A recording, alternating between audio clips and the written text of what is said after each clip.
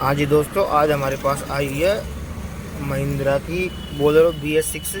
इसके अंदर ये वाला एरर आ रहा है।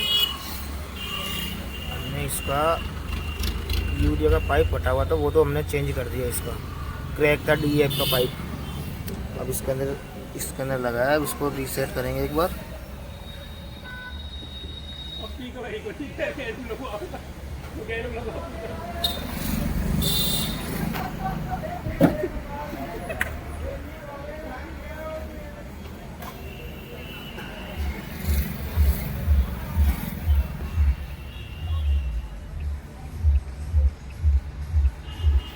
इसका DF का पाइप फटा हुआ था, तो वो तो हमने रिप्लेस कर दिया। अब इसको क्लियर करेंगे एक बार। अब इसके अंदर कोड आ रहे हैं ये वाले।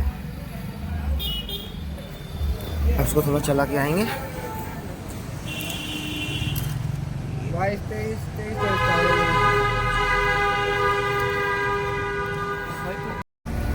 अब हम इसको ट्राई ले रहे हैं। ये देख लो, अभी भी आ रहा है ये, और अभी थोड़ी देर बाद में चल जाएगा।